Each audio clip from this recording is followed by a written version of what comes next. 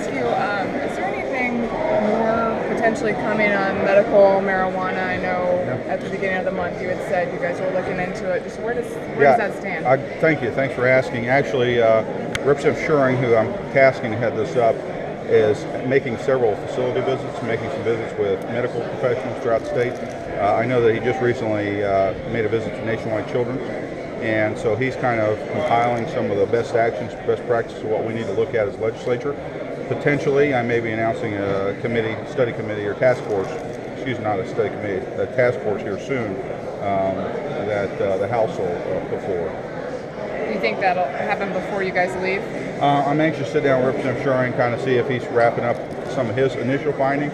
But yeah, I hope to see something maybe in the future, hopefully before we leave. We got 2 more session days, and if not before we leave, maybe before the new year, announce something to start in the new year.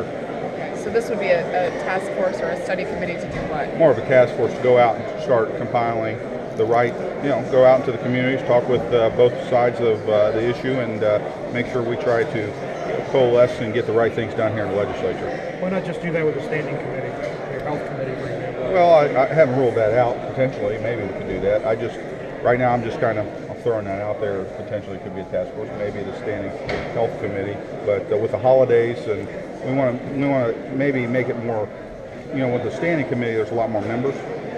So I'm looking to maybe put not only members on it, but other folks on the task force that can also give some guidance to it as when it travels around the state. Medical professionals, others. Some of the different groups are out there talking about trying to put something back on the ballot in 2016. Yeah. Do you feel like you need to get something out there to the public to show that you're working on this before? Well, my message to them is that we are prepared to sit down and talk to them. If they want to come have a conversation with their legislators.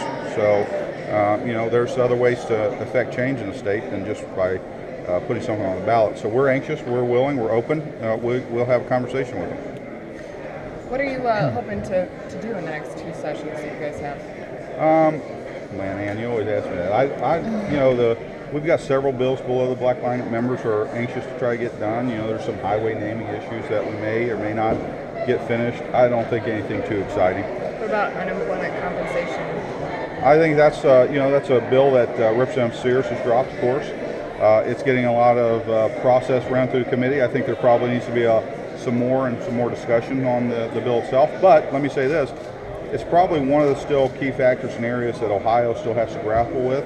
We're doing well. We've balanced the budget. We've closed that $8 billion budget deficit. We're able to put more dollars into the taxpayers' pockets. But the one issue I think we have to look forward to, especially to prepare our state for a recession down the road that could or could not hit, is to make sure we get that right. So I think